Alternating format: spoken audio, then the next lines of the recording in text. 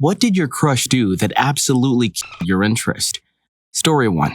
There was a girl I had a huge crush on all throughout high school but was too timid to ask out. About 4 years after graduation, she hit me up on Facebook and suggested hanging out and going to dinner. She had moved to another state and I happened to be in that state for a while for training. When we got to the restaurant, she ordered 70 wings, a pitcher of margarita, and family-sized cheese fries. I was slightly stunned but kept rolling with it to see what would happen. She then proceeded to loudly tell, in great detail, the story of when she and her girlfriends had gone down across the border to Mexico to watch a donkey show. This ended in multiple complaints to the restaurant staff by the diners within earshot, approximately half the damned restaurant, and most simply got up and walked out. Eventually, the food arrived and she proceeded to eat all the skin of her 70 wings and throw the meat out, stopping briefly to grab a handful of cheese fries or drink some of her margarita pitcher, the pitcher naturally acting as a large glass for her rather than her pouring it into glasses each time. I had since transitioned from silent amusement to silent horror, but as one tends to do, thought that putting up with the gluttonous buffoonery after a 200-mile drive would at least get me laid. 2 hours and a $200 bill later, we ended up at her place where she had planned a party with all her friends. About 6 beers in, she turned to me in panicked hysteria, letting me know she was far too drunk to complete her bartender's license exam online, but that it was due in a matter of hours or she will lose her job. You guessed it, she stayed out and partied, and I sat through the videos and took the quizzes on her work account. Bam, licensed bartender. Except not because it was her test. At least maybe now I'll end up getting laid. About the time I finished her exam, she came back into the room, gave me a big old thank you kiss, and suggested she'd like to shower before bed. She did exactly that, took a shower, got out, and passed out in my lap. I left before she could wake up and never talk to her again. Story 2. He picked me up for our first date and his car was disgusting. Not talking about a few trash items. The entire back seat and floorboard was completely covered in piled up trash, even up front. I had to step on empty McDonald's bags, old soda bottles, wrappers, etc. to even get in. And all he said was, just move it around with your feet. No sorry or anything. Made me feel like trash too. Like, dang, couldn't even clean up a little? Story 3. We were teenagers, he lived in a different province, and we used to chat and Skype. He wanted me to think he was a badass or something and would always talk about his drug use. He ended up faking a heroin overdose when we were on chat together. I was hysterically crying and freaking out, thinking I was watching someone die and was trying to figure out how to call 911 in another province, when he snapped out of it and told me he was actually okay. I didn't talk to him much after that. Story 4. I had a huge crush on a fellow university student. I was invited over for what I expected to be a platonic study date. But hey, any time spent is better than just being alone, or so I thought. Got there and found another student from class also. Okay, study group. Turns out her mom and she set us up for a full-press MLM pitch, multi-level marketing.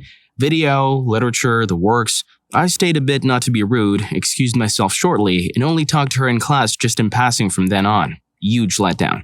MLM means multi-level marketing, aka a pyramid scheme. Signing up to both buy and sell something while recruiting others to sell also. You get a percentage of all your recruit sales also. All the percentages basically flow upward, so the only way to make any significant money is to be high in the tree, towards the top of the pyramid.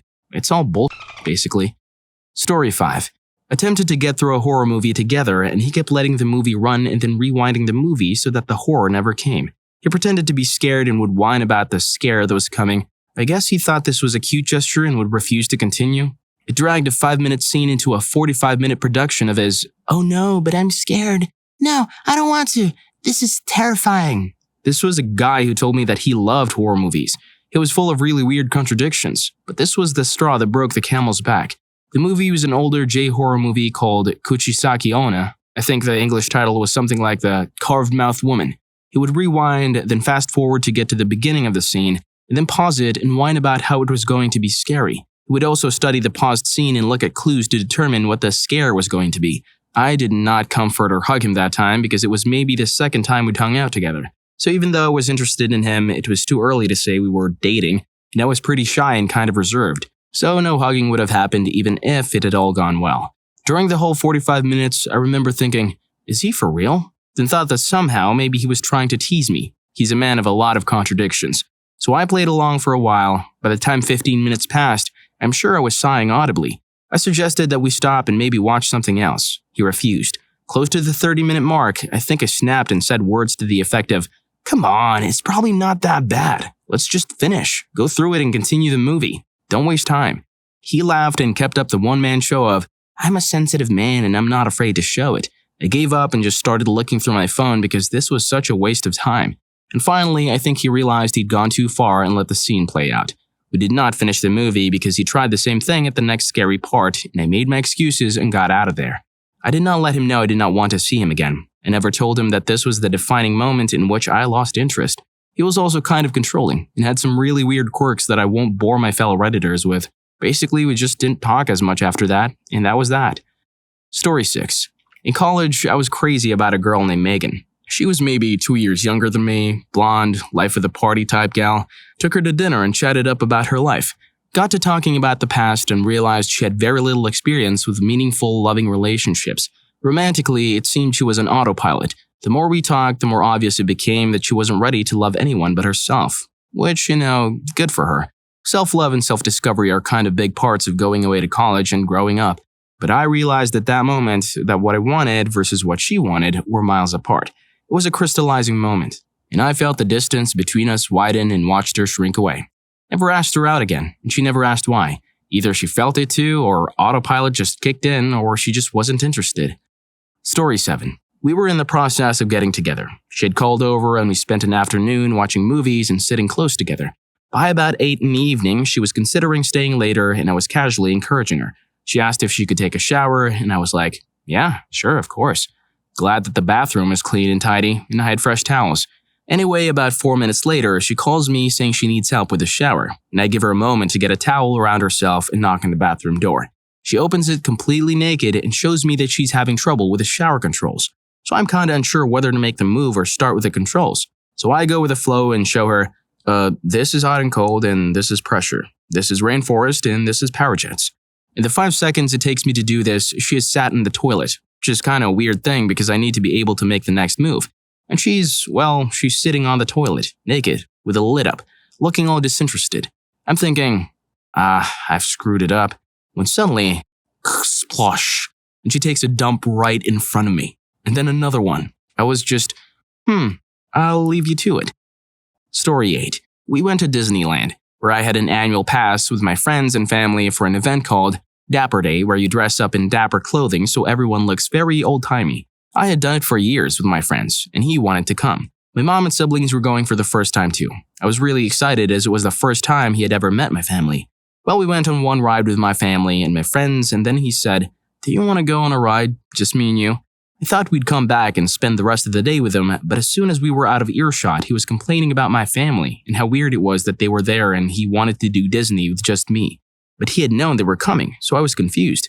Then we went on one more ride and he started complaining about how hot it was and how tired he was. And before lunch, he wanted to go home. I was super upset, but didn't want him to leave on his own, so I just went with him.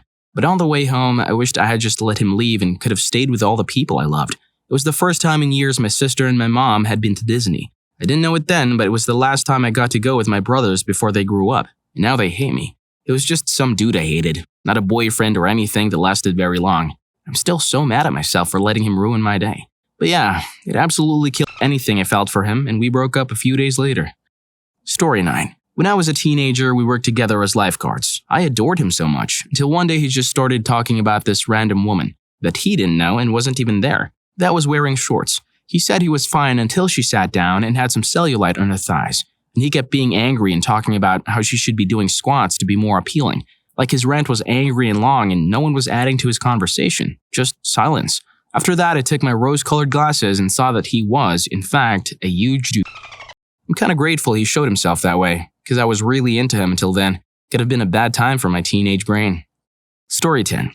I saw a bit of a tattoo under his shirt, so naturally I asked him what it was. "It's an eagle." "Wow, that's cool." He proceeded to lift up his shirt, and it turned out that it wasn't a cool, cheesy eagle in the wind or something. It was the logo-type one with its head completely turned to the side, wings sprung out on either side, a full-on Nazi symbol on his chest. I was taken aback, but decided to give him the benefit of the doubt and asked him some more political stuff. Yeah, no doubt there. He was a homophobic, foreigners-hating d***. I did not thank the friend who set us up on this blind date. Just to clarify, it wasn't a small or even medium tattoo. It took over all of his left pectorals, just ugly, thick black lines, nothing styled. If you want to celebrate your German heritage, cool, go for it. But I think there might be better ways to do it, because having such a big statement tattooed on your body is quite unambiguous right off the bat. Story 11. Number 1. He brought his untrained dog on the date without asking. I love dogs. Trained dogs that don't lick my face and respect personal space, such as my own dog and many of my friends' dogs. Number 2. He had a TV sound system subwoofer trapped to his back seat, broken and stuck on 11 or something, and wouldn't let me turn the music down. I'm convinced that one day it actually caused hearing loss. Poor dog. Number 3. He blew smoke from his joint in my face when I told him I didn't smoke because I get anxious. Number 4. Ordered food delivery for himself and told me I couldn't have any because leftovers were for his lunch tomorrow. Number 5. His car was painted with wall paint. Number 6. He yelled at me when his dog stressed me out by having explosive shit in the rug and then running over to me and attacking my legs. I didn't want to be shit on, so I said, "No," and tried to step away from the dog. He asked me why I don't know how to deal with dogs, then proceeded to smack his dog. Number 7. Drank from the moment we went into his house, even though he was meant to drive me home, but also never offered me a drink. The cab was like $35 because he lived in the f***ing rich area of town halfway up the mountain, and I lived not there. Why so many examples? It's the same damn date. I also left my umbrella at his house, and then he lied when I asked for it back. Story 12. I was watching a volleyball match with her and some of her friends. Her team was playing, but she didn't play that day. A slightly overweight girl from her team was retrieving balls going outside of the play area, and the group of girls I was watching with just absolutely dragged her through the mud, like outright mean things they said about her. The occasional quiet shout of, "You suck," or "fatty," or whatever, just quiet enough that she wouldn't hear it. I have never seen this side of her, and I even doubt she would have been that way without the other girls. I think she just wanted to impress them and be part of their slightly older friend circle. But whatever it was inexcusable. It was probably the closest I ever got to just getting up and leaving. But I didn't want to seem rude, so I waited it out. I don't want to say I ghosted her after that day, because that would imply she put any form of effort into this and tried to message me first. I just didn't text her anymore, since she wouldn't try to start a conversation anyways. Maybe it was for the better. Story 13. On the first date, he asked me about my dad's political career and explained to me why his values were inherently bad. I didn't always see eye to eye with my dad's political learnings, but he's always been supportive of me, and it's my dad. Then he went to the bathroom and looked up my dad's voting record in his office and proceeded to explain the good and bad political moves my dad made. The second date was at his place, and he got really mad that I called him to figure out how to get into the building and interrupted a rerun of a Barcelona game. Then proceeded to make me watch 3 videos that defined his personality. The first was a stand-up skit about getting blackout drunk a lot. The second was a scene from Scandal. The third was a 40-minute video of a debate he'd been in high school. He was trying to impress me with his political prowess, I guess. But it just came off as him beating up on some poor girl who didn't know what she was talking about and didn't want to be there. It took my friends explaining to me that he sucked to take a step back and realize he wasn't for me. But that's what good friends are for. Story 14. We were sitting in class, my crush right next to me. We were also great friends, and we were teenagers, so of course, I had a lot of pimples. So she notices that I have a pimple and she wanted to pop it. I was already thinking that it was weird as fuck, and I just said no. She kept begging me, and eventually began telling me her methods for getting more pimples herself so she can pop them. Some of them included popping her own pimples and smearing the goo onto her cheeks and popping her friend's pimples and smearing them out all over her face. I was terrified. I don't know if you guys have ever seen the goo from a pimple, but that is disgusting as hell. I lost every form of a crush on her, and we don't really talk that much either anymore. Story 15. This happened last night. My usual bubbly self has been down lately with the state of the world and my personal demons. My new man friend has not seen me sad until this week. He kept asking me what was wrong, and I opened up and expressed how every morning it feels like I'm drowning in the stupidity of our shared reality, and I'm scared for my future and being destitute. I started tearing up a little because shit sucks. All the while I was holding his hand and being open, allowing myself to take in whatever comfort he was willing to share. After a brief moment of sweetness and comfort, he got up and left in a hurry, avoided my kiss goodbye and pretty much said, whatever, when I told him good night and to drive safely. Like, I upset him for being open after he asked me to be. Nothing I was upset about had anything to do with him or a new relationship. This man is 37 years old. I'm 32. It made me feel manipulated somehow, like he wanted me to be upset about him or something. All I know is that I can't get wet for a grown man who acts like a child whenever real emotions and concerns are on the table. If I have to survive the apocalypse single, then so be it. Texted me twice since he left in a hurry. Both texts were full of heart emojis and nothing explaining his abrupt departure or attitude change. Feeling really weird about it. Story 16. Had this guy that used to come into my work when I was a college student, around 21. It was a retail cashier job and I was working till I went back to school. It was really cute and seemed nice and came down my checkout lane whenever he was there. This guy asked for my number and we set up a date to go to a movie. He told me, my family couldn't believe I was going out with the cashier. They were making fun of me before I left. And I was like, okay, fucker, that's cool. Any interest was right then and there. Then he tried to make out with me for a solid 5 minutes. It was to see Inception. We were mid-row and the theater was packed. I excused myself to go to the bathroom, brought my purse, and drove home. I blocked his number in the parking lot before I took off. Story 17. Both of us were 19 and a year out of high school, 87, and hadn't seen each other since. Ran into her downtown. We got to chatting, and I asked her if she wanted to grab some lunch. We were both being extremely flirty, and obviously we were both interested. Went to a little sandwich shop about a block away. When the waiter was bringing our food, she kept making gay comments, and doing it loud enough to make sure the waiter heard her. I was freaking stunned. I could see it was really getting to the dude. After he walked away, visibly upset, I got up and went to the bathroom. Found the guy and apologized. Gave him double the check, apologized again, and left without speaking to her. I moved to California less than a year later and I never saw her again. At the time it takes to say, I hope he didn't get AIDS in my soup. She went from the cutest girl I knew to a troll I could barely look at. Story 18. It was my first year of university and there was a guy in my dorm that was just totally doing it for me, looks-wise.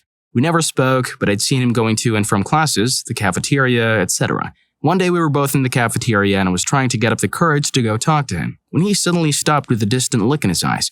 He opened his mouth and proceeded to shove what seemed like his entire hand in there, picking furiously at a morsel stuck in this molar or something. Eventually he finished, wiped his hand once in his pants, and started to touch what seemed like every goddamn surface in the cafeteria. I left and ate ramen in my room alone instead. The next day I saw him with a pair of wooden drumsticks in his back pocket, and I knew it was not meant to be. Story 19. It started small, with mildly annoying things like his sense of humor and culture being halted in 2012.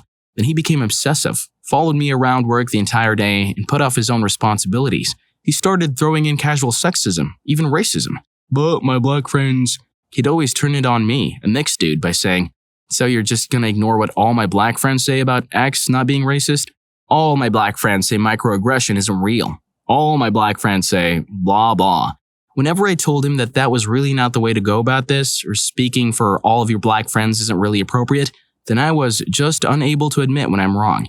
He so quickly went from someone kinda cute to the most annoying, ugly-sided guy I've ever gotten close to.